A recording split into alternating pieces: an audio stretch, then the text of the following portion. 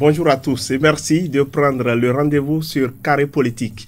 Les leaders du parti, les démocrates, doivent continuer de prendre leur mal en patience pour ce qui est de la délivrance du récépissé qui légalise l'existence de leur formation politique. Les irrégularités relevées dans leur dossier par le ministère de l'Intérieur et dont notification leur a été faite mardi dernier semblent cependant ne pas ébranler leur sérénité car ils promettent les corriger dans les meilleurs délais. Avant tout ceci, des passes d'armes ont été observées entre deux grandes figures de l'opposition, un spectacle qui n'est pas du goût de l'ancien président Nicéphore Dieudonné Toglo pour qui, citation, la lutte que mène l'opposition ne paiera que dans l'union contre les agents de notre asservissement et de notre appauvrissement. Fin de citation.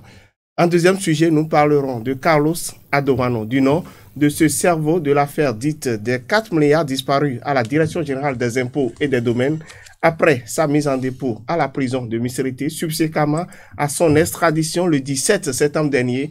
Quelle suite devra-t-on désormais envisager pour ce dossier? On en débat sur ce plateau de Carré Politique. Pour l'exercice, et comme vous le savez déjà, mais des chroniqueurs sont en plateau, je les retrouve juste derrière ceci.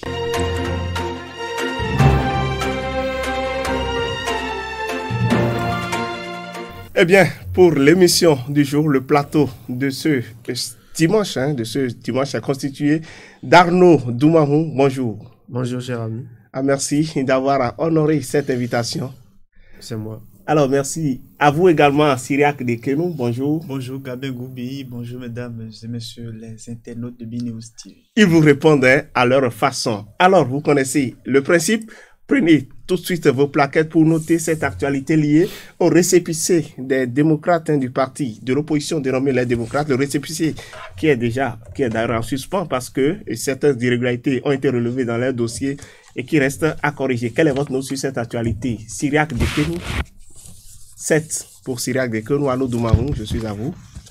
6 pour Arnaud Doumahou. Alors, le premier constat qui se dégage, Cyriaque Dekenou, c'est ma première question que je vais vous faire sur cette actualité-là, c'est que le ministère de l'Intérieur est resté dans le délai. J'ai donné la note 7 parce que 10, oui. Que ça soit du côté du ministère de l'Intérieur ou que ça soit du côté des responsables du parti Les Démocrates, oui, j'ai eu une admiration toute particulière pour leur attitude, puisque on pouvait soupçonner le ministère de l'Intérieur de ne pas être dans une position qui consisterait à respecter le délai ou bien à faciliter la tâche aux responsables du parti Les Démocrates.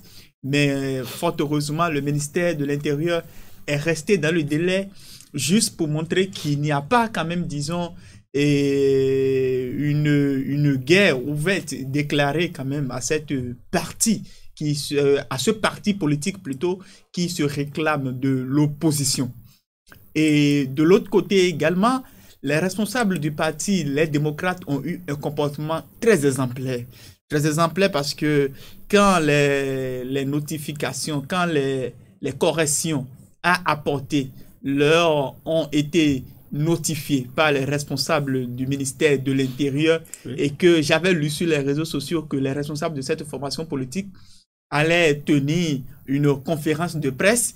Je m'attendais plutôt à ce que ça soit une conférence de presse ventanguère, une conférence de presse qui consisterait plutôt à tirer à boulet rouge sur le ministère de l'Intérieur ou sur le gouvernement, ou bien à soupçonner quand même, disons, le gouvernement d'être peut-être dans une opposition qui consisterait à ne pas leur faciliter la tâche, ce qui n'a pas été le cas. Effectivement, ils ont fait appel à leurs militants, ils les ont invités à la célérité. Ils ont même reconnu qu'effectivement, à certains niveaux, qu'il y a des erreurs et qu'il y a des choses à reprendre. Et je pense que ce comportement de ces responsables du parti Les Démocrates est un comportement exemplaire à saluer. Et ce qui voudrait également aussi montrer aux uns et aux autres qu'on peut être de bons partenaires sur des sujets donnés, c'est-à-dire quoi, sur l'enregistrement de cette formation politique, bien que l'on ne partage pas les mêmes points de vue par rapport à la gouvernance de l'État béninois. D'accord, c'est vrai qu'ils ont trouvé à notre moment que ces reproches et ces observations qui ont été faites à leur dossier étaient mineures. Il y avait deux types d'observations notamment, des observations portant sur les tests fondamentaux du parti et d'autres sur les pièces administratives fournies par les membres fondateurs, lesquelles ont été jugées d'observations mineures. Est-ce votre avis? Je ne suis pas membre du Parti des démocrates, mais je constate quand même que si les concernés trouvent que ce sont des observations mineures, ce n'est pas à moi de déclarer que ces observations sont majeures. Toujours est-il que... Bon, d'autres part, ils ont relevé aussi des erreurs quand on dit qu'un membre fondateur ne serait pas inscrit dans le dossier déposé par le parti alors que le ministère l'a relevé. Ça a une incohérence à ce niveau-là. Oui, tout à fait. Mais il faut d'abord reconnaître une chose. Il faut d'abord faire observer que, en principe, la reconnaissance de l'acte de naissance d'une formation politique ne devrait pas donner lieu à autant de stress, à autant de polémiques. Vous savez que lorsque vous mettez au monde votre enfant, vous allez au niveau de l'administration pour l'état civil. Il n'y a pas de tapage. Il n'y a pas de tapage. C'est un truc juste administratif. Donc, c'est parce que on a polémisé, on a politisé l'administration que aujourd'hui obtenir juste un acte de naissance, ça devient maintenant un problème, une problématique. Et ça donne lieu à autant de supputations. Autrement dit, lorsque vous constituez une formation politique... Pour vous, ça devrait passer comme une lettre à la poste, c'est ça? Pas passer comme une lettre à la poste, mais ça ne devrait pas susciter autant de débats, autant de stress de la part, non seulement des acteurs qui ont déposé... Mais il faut du temps pour compulser les dossiers, pour fouiller pièce par pièce, parce que c'est des membres fondateurs. Il faut quand même vérifier si les pièces sont au nombre, non? Mais nous sommes au niveau de l'administration. Et ici, c'est le rôle dévolu à l'administration. Mais l'administration s'attelle à cela. Mais regardez un peu au niveau du ministère de la fonction publique, ceux qui gèrent la carrière du personnel, ceux qui gèrent les dossiers de recrutement. Mais cela se fait dans un délai très court. Mais lorsqu'on lance même les concours de recrutement, regardez le nombre de dossiers déposés lors d'un concours de recrutement. Mais tout cela se fait dans la sérénité, mais en très peu de temps. Pourtant, ce sont des centaines de dossiers qui sont souvent déposés lorsqu'il y a un concours de recrutement. Mais ça ne donne pas lieu à des polémiques. Dans un délai très court, on relève les dossiers qui sont incomplets, on mentionne que tel dossier a été reçu et qu'il manque tel ou tel autre. Et pourquoi, au niveau du ministère de l'Intérieur, lorsqu'un parti politique dépose un dossier pour l'obtention d'un acte de naissance officiel, cela devait donner lieu à autant de polémiques? Si le ministère de l'Intérieur n'est pas capable de bien gérer les dossiers, qu'on a fait à l'ancien dossier, le ministère de la fonction publique, si c'est au niveau de la fonction publique que nous avons les cadres les plus adéquats pour gérer ces genres de dossiers. C'est pour dire simplement que, en principe, lorsque nous sommes en matière d'administration, on ne devrait pas avoir la naissance, la délivrance d'un acte de naissance à une formation politique ne devrait pas susciter autant de polémiques. Et il faut d'abord observer qu'on a pratiquement pris on est allé pratiquement au bout du délai avant de porter presque à terme. Presque à terme du délai pour porter ces observations. Vous dites que c'est vrai qu'on a porté ces observations dans le délai, d'accord. Donc on l'a fait exprès, selon vous? Je ne dis pas qu'on l'a fait exprès, mais je remarque toujours que le ministère de l'Intérieur a toujours des difficultés. Mais ça a été souvent le cas pour les autres formations politiques. Je vous ai donné un exemple très simple. Un exemple très simple. Le cas des concours de recrutement. Ce sont des milliers de dossiers qui sont déposés. Et dans un délai très court, les dossiers là sont étudiés et le verdict est vite rendu et les candidats savent à quoi s'attendre. Il faut que désormais qu'on en vienne d'abord à ce stade-là pour que lorsqu'on dit qu'il y a un acte à aller chercher au niveau du ministère de l'Intérieur ou ailleurs, que l'administration ne soit pas politisé pour qu'à chaque fois qu'on assiste à ces gens de stress. C'est un plaidoyer, c'est une autre réflexion que vous êtes en train d'ouvrir sur cette question-là. C'est vrai qu'on verra bien si les autorités sont à l'écoute. Vous parlez des observations. Pour les observations, c'est normal. En principe, vous devez vous attendre à des observations. Vous ne pouvez, c'est pas dit que lorsque vous déposez un dossier, que le dossier doit être parfait. C'est pourquoi il dit qu'il faut dépolitiser les choses. Si les choses n'étaient pas autant politisées, on ne devrait pas avoir autant de polémiques autour juste d'un acte de naissance de formation politique. Oui, donc ceux qui ont déposé les dossiers, c'est normal qu'après étude, qu'il y ait des observations. Maintenant, quand on que des observations soient mineures ou majeures, je crois que c'est pas le problème, ça c'est pas le débat. Le débat, c'est que on a eu à faire des observations, vous vous conformez. Si vous trouvez que par endroit, le ministère s'est trompé, je ne sais pas si cela devait donner lieu même à une conférence de presse. Non, il faut qu'on arrête avec ces comédies-là. Lorsque vous avez déposé un dossier pour la formation de la formation politique. C'est normal qu'on relève des irrégularités. C'est pas une affaire de mineur ou de majeur. Je crois que c'est avec... Donc la conférence de presse qui a été tenue par les leaders du parti n'était pas opportune. C'est avec la Sénat d'ailleurs que nous avons connu cette affaire de faute mineure ou majeure. On ne peut pas chaque fois ramener... On ne peut pas chaque fois ramener le thème pour dire chaque fois que c'est faute mineure, faute majeure. Je crois que lorsque vous avez des observations, vous vous conformez simplement parce que c'est une question de régularisation au niveau de l'administration. D'accord. Merci Arnaud Doumarou. Sirac Bekeno, aujourd'hui, on avait suppité, d'aucuns avaient estimé qu'il y avait des membres fondateurs d'autres formations politiques qui se sont retrouvés et sur la liste des démocrates, finalement, rien n'en a été. Non, vous savez, il faut souligner que nous sommes dans un environnement où l'intoxication prospère beaucoup plus vite parce que nous avons, bien avant même que le ministère de l'Intérieur ne fasse ces différentes observations, ne notifie ces observations aux responsables du parti, les démocrates, des gens et même des journaux très sérieux avaient déjà écrit même qu'il y a des membres fondateurs qui n'avaient pas démissionné de leur ancienne formation politique, c'est-à-dire les Foscori pour un Bénin émergent. Oui. Mais grande était notre étonnement lorsque nous avons constaté que ce qui était propagé un peu partout n'était pas du tout vrai. Ce qu'il convient de souligner, c'est que le seul interlocuteur du parti, les démocrates, pour pouvoir quand même, disons, avoir leur acte de naissance, c'est le ministère de l'Intérieur. Et qu'on le veuille ou pas aujourd'hui, je crois qu'il n'y a pas encore péril à la demeure. Et il faudrait qu'en tout ce qui concerne, nous essayons de faire l'effort d'accorder le bénéfice du doute à ce ministère de l'Intérieur qui, il faut l'avouer, dans un contexte pareil, est en train de faire un travail qui... mais s'il faut faire pratiquement 2 mois pour sortir 11 ou 13 observations, est-ce que ce n'est pas une perte de temps? Si c'est un parti politique, si c'est un parti politique, vous savez, je pense bien que on ne peut pas quand même, disons, trouver une situation atténuante à une formation politique juste parce qu'elle est de l'opposition et liquider son dossier sans tout au moins prendre le temps d'y mettre le sérieux nécessaire. Là où nous sommes, le plus important, c'est que le délai prescrit par le législateur a été respecté.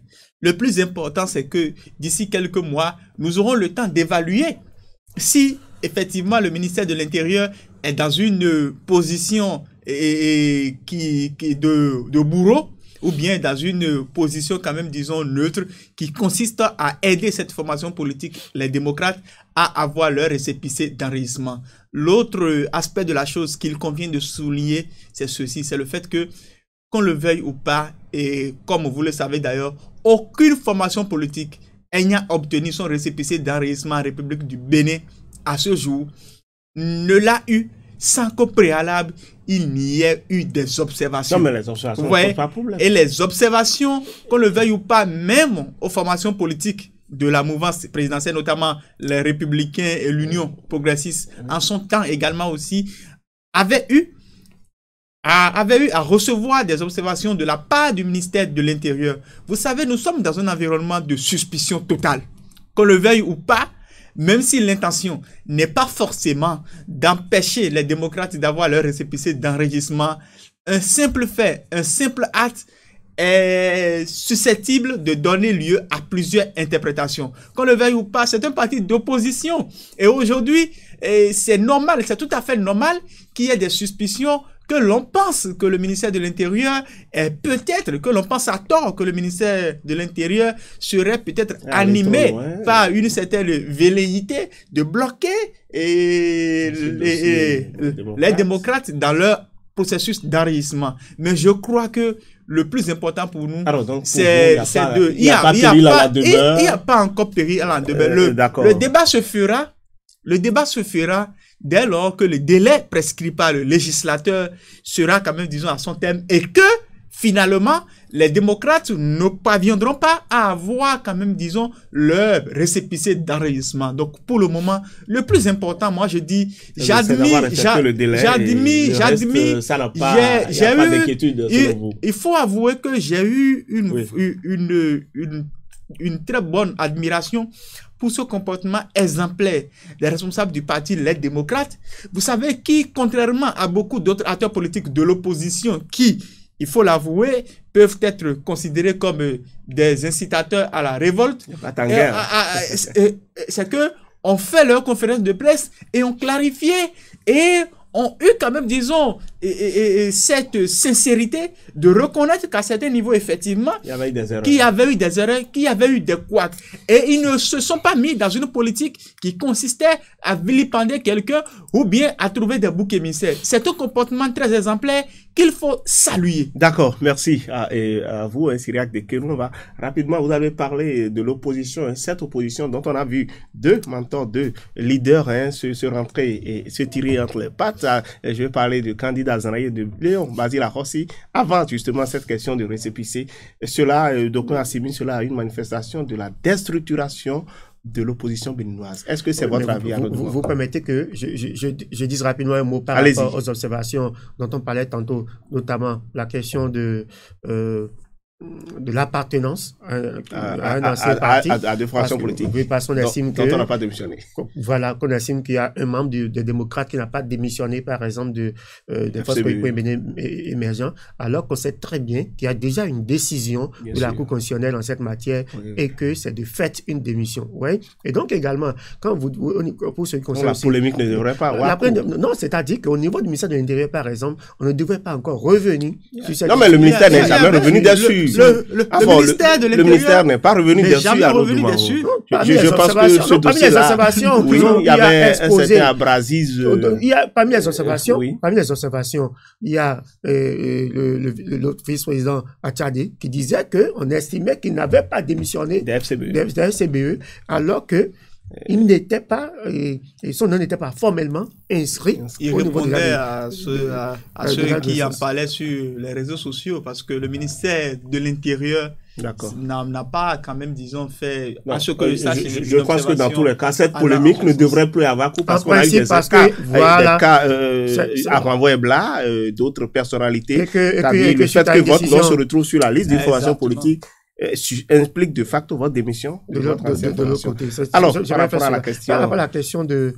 des tiraillements entre Azanaï et Arossi. Je crois que c'était une polémique inutile.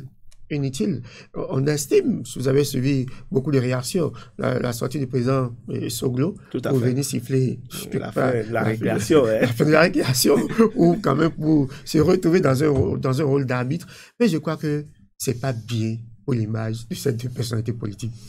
Et surtout, lorsque on verse dans les injures. Moi, je sais qu'il y a un homme politique qui devient très célèbre, tristement célèbre en cette matière-là, mais nous sommes dans une société et je ne sais pas si c'est bien, parce que nous sommes en politique, qu'il faut tout le temps proférer des injures. Et lorsque vous êtes un acteur politique, donc vous êtes un modèle, vous êtes un homme public, et donc vous êtes carrément un modèle, puisque beaucoup cherchent à se mirer à travers vous. Votre ligne de défense ne doit pas être l'injure. Votre ligne ne doit pas être l'injure. Et pour la question qui les oppose fondamentalement, la question de... Est-ce que quelque part ce n'est pas les règlements de compte? Non, c'est pas les règlements de compte. C'est une question de quelqu'un qui fait... on aime mouvancer la nuit. Et le jour, on est opposant, c'est un peu comme on dit à l'église que tu vas... Vous voulez donner raison à quelqu'un qui accusait l'autre de faire double jeu avec l'opposition? Vous semblez donner raison là, parce que quand vous dites qu'on est mouvancier, qui sait qui a raison? Qui sait qui a raison parmi les deux? On n'est pas dans le secret des dieux. Arossi dit, mais l'autre là aussi, que c'est une opposition claire sombre, la première partie salon. De l'autre côté, Azali également dit que maintenant qu'il a financé l'Union progressiste et donc on ne peut pas être Union progressiste la nuit et être résistant le jour. Donc finalement, qui de nous peut finalement trancher ce débat pour dire fondamentalement, voilà, telle a raison ou telle a raison. Toujours est-il que si vous êtes ensemble... Bon, vous voulez dire que la réaction de Soglo, c'est une épée dans l'eau, ça ne va pas amener les gens fondamentalement je crois que le communiqué, je ne sais pas, le communiqué du président Soglo, il aurait pu peut-être inviter les deux acteurs, si tant est que ces acteurs sont au niveau de la résistance. Si tant est que la résistance... Encore que Soglo n'est pas résistant. Non, il est résistant. Bon, il est résistant. Il se réclame de toute façon de la résistance. Il se réclame de la résistance. Donc, si tant est que les résistances sont organisées, le débat devait se faire à l'interne. Le communiqué même du président Soglo ne devait pas paraître au niveau de l'opinion publique. Il aurait pu les appeler. Les salles devraient se laver en famille. En famille, justement, si tant est qu'ils voulaient se retrouver. Voilà, Syriac de Kénou, finalement, l'opposition qui a beaucoup de problèmes à régler en son sein. Non, vous savez, Syriac est très content. Tout ce qui se passe aujourd'hui devrait amener nos compatriotes, les analystes politiques, à comprendre quel type d'opposition nous avons en République du Bénin. Vous savez, lorsque vous voyez un candidat Zanaï qui, presque tout le temps, passe son temps à tirer sur les autres, vous savez que ce qui a fait capoter cette union envisagée entre les formations politiques de l'opposition à la veille des élections législatives de 2019, c'était cette fameuse vidéo qui avait circulé sur les réseaux sociaux où, effectivement, Candide Azanaï tenait des propos très peu courtois vis-à-vis de Sébastien Adjavon. Ça a fait que Adjavon a pris son recul par rapport à cette opposition. Finalement, Azanaï reste le problème de l'opposition. Et finalement, au fait, l'opposition a fait le choix d'aller en rang dispersé aux élections législatives de 2019. La suite, nous la connaissons, c'est que finalement, aucun parti de l'opposition n'a pu candidater à cette élection. On était encore là lorsqu'il s'agissait également aussi de se mettre ensemble pour pouvoir quand même créer une grande force politique. Mais finalement, une grande force politique de l'opposition pour aller aux élections communales. Mais finalement, Candide Azanaï prend tout seul son chemin. Et ceux d'Adjavon également aussi ont continué. Et les FCBE, nous savons finalement... C'est vrai que d'aucuns disent que c'est un mouchard. Nous savons finalement ce qui s'est passé. Mais c'est curieux que maintenant où les démocrates, cette opposition avec les Eric Hunete et bien d'autres acteurs qui étaient au niveau du parti USL se sont unis pour pouvoir donner naissance à une formation politique dénommée les démocrates et qu'ils soient dans un processus maintenant d'enregistrement que Candide Azanaï trouve finalement que il y a des gens au sein de cette formation politique qui sont pires que Rumpe et Yarou. Vous voyez, quand vous analysez tout ça, vous vous demandez finalement quel est le rôle de Candide Azanaï au sein de l'opposition. Est-ce que finalement, la mission de l'homme, c'est finalement, disons, de jouer les troubles faits, ou bien c'est quand même, disons, de cimenter cette opposition autour d'un idéal donné. Et j'aimerais vous dire ceci. Lorsque vous avez en face de vous... Parce qu'il n'y a pas de responsable, quelqu'un pour... Écoutez, c'est que lorsque vous avez finalement en face de vous un leader de la mouvance qui est aussi bien organisé et qui est méticuleux dans ses marches et ses démarches, on n'a pas besoin de diviser autant les gens. La dernière chose que j'aimerais dire pour finir, c'est-à-dire quoi? Lorsque c'est toujours vous qui avez des problèmes avec tout le monde. Candide Azanaï, avec les Soglo, finalement, il a eu des problèmes avec eux. Finalement, avec Yaïbori, par la suite, il a eu des problèmes avec lui. Avec Patrice Talon, après, il a eu des problèmes avec Patrice Talon. Dans sa collaboration très éphémère avec Sébastien Adjavon, finalement, les deux ont eu des problèmes. Donc, finalement, quel est l'exemple que Candide Azanaï donne à la jeunesse militante? Encore que c'est quelqu'un qui, la plupart du temps, je crois que le fond de votre pensée, on l'a déjà compris. Merci. C'est malheureux, Merci, cher confrère. Je pense que l'opposition devrait de nous presser. Il faut qu'on aborde ces gens d'acteurs de ces rangs. Merci, merci Syriac de Kénou. Alors on va aborder très rapidement ce second sujet relatif à Carlos Adorano, ce Béninois qui avait disparu dans la nature avec 4 milliards de nos francs CFA des fonds hébergés au service des impôts et des domaines. Donc l'ex-régisseur qui a été finalement rattrapé au Sénégal et extradé au Bénin, qui séjourne depuis quelque peu en prison. Vous allez noter cette actualité-là. Arnaud Doumaou, je commence par vous. Si c'est, vous maintenez votre note, comme pour la première actualité, c'est pour Sirac de Kenou, merci à chacun de vous. Arnaud Doumaou, est-ce qu'on peut dire qu'avec les évolutions, les nouvelles les avancées qu'on a eues dans ce dossier, qu'on court vers la manifestation de la vérité?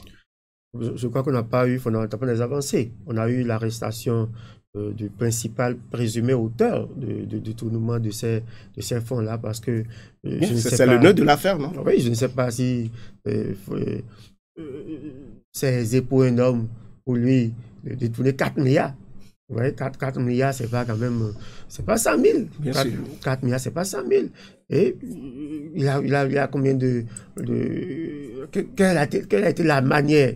Comment il a pu détourner 4 milliards de nos francs? Justement, donc, je crois que sans doute qu'il y a des complices. Donc je dis que aujourd'hui, la bonne nouvelle que nous avons, on a pu mettre la main sur le présumé auteur de ce crime, de cette affaire. Voilà, de cette affaire-là. Et donc on attend quand même que la justice puisse se déployer. On apprend déjà que des cadres ont été déjà écoutés au niveau de la criette. Si ce procès pourrait être également transmis en direct. Comme ce fut le cas pour ICC. Je crois que ça va beaucoup nous édifier. Nous allons mieux comprendre véritablement ce qui s'est passé, parce que c'est clair que Carlos, à lui tout seul, ne pouvait pas détourner 4 milliards de nos francs. Alors le gouvernement, Sirac de Kenou, qui vient de frapper là un grand coup dans son élan de lutter contre la corruption, le détournement des deniers publics. Bon, on peut quand même réserver encore pour le moment la satisfaction que nous devons décerner au gouvernement, parce que le plus important est que l'on aille jusqu'au bout. Et vous savez, je ne crois pas que nos gouvernants soient encore satisfaits pour le moment par rapport quand même, disons, à ce dossier lié au détournement de près de 4 milliards, encore que nous entendons de part et d'autre que le montant détourné serait même au-delà de ces 4 milliards.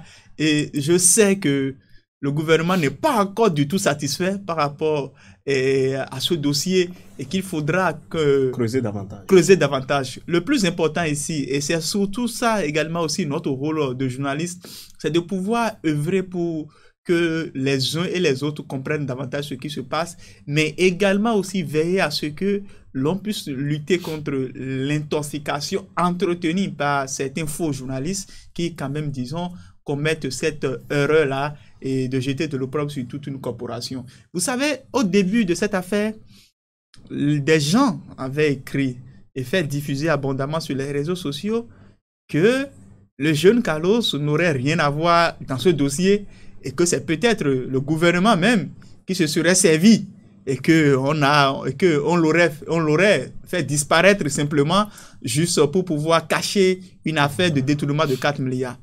Mais curieusement, quand le jeune régisseur a été arrêté à Dakar, personne n'a eu quand même, disons, ce réflexe-là de dire « Ah, mais très tôt, on s'était trompé. Nous étions allés en besogne. » En réalité, si c'était le gouvernement qui était à la base de ça, c'est sûr et certain que le jeune homme ne serait pas arrêté par Interpol à Dakar.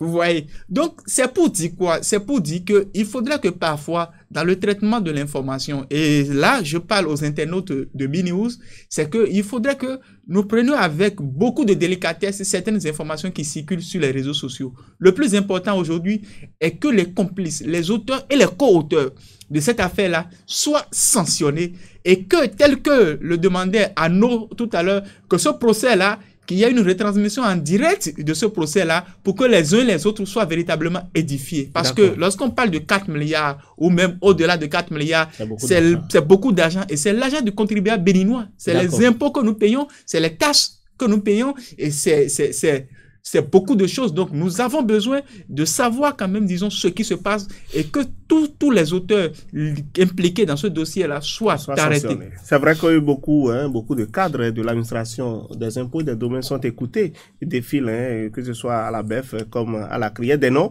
de personnalités sont également cités dans ce dossier. Et doit-on dire que ces personnalités, ces cadres avaient intérêt à ce que la vérité ne soit jamais manifestée dans ce dossier? Je saurais le dire, c'est pour ça que je dis que c'est un procès que nous devons suivre de très près et que nous avons bien envie que ce dossier soit, lumière soit véritablement fait ce dossier-là, qu'il n'y ait pas des choses à cacher. C'est vrai que j'écoutais mon confrère Siyak tout à l'heure, je dis bon, sur les réseaux sociaux, c'est tout autre chose. Parce que sur les réseaux sociaux, il y a tout et son contraire. Mais au niveau même de la presse professionnellement parlant, est-ce que on a affirmé que c'était un détournement orchestré par le gouvernement? Je ne crois pas, mais j'estime qu'il faut que souvent également, que les internautes également sachent également raison garder lorsque nous sommes... c'est vrai que les réseaux sociaux ont démocratisé. Mais quand on entend le montant, on se dit a priori qu'une seule personne ne peut pas détourner toute cette manne financière. Oui, c'est pour ça que nous avons bien envie de savoir ce qui s'est passé. Parce que comment est-ce qu'il doit y avoir quand même des procédures de contrôle? Tout à fait. Il y a des procédures de contrôle. On dit que des chèques à blanc ont été émis. Comment est-ce qu'on peut délivrer des chèques à blanc à un individu? Comment est-ce qu'il y a quand même un système de contrôle? Il y a beaucoup de chevaux à démêler là. Une chose est claire, ce n'est pas en un jour qu'il a volé les 4 milliards. Tout à fait. Parce qu'il paraît que il a pris les montants, plusieurs montants, et que les montants cumulés qui font état de 4 milliards environ. Et on dit qu'on peut même aller au-delà de 4 milliards. Et pourtant, ça veut dire que l'administration financière n'était pas du tout organisée. Comment cela puisse se faire de façon à ce que cela échappe à tout contrôle? Je crois que c'est extrêmement grave. Donc, je crois qu'on a besoin de savoir réellement ce qui s'est passé. Et ce procès ne doit pas être un procès entre les 4 murs. Malheureusement, c'est pas le sugar des médias également. C'est pas des trucs qui sont très relayés au niveau des médias. Donc, je crois que...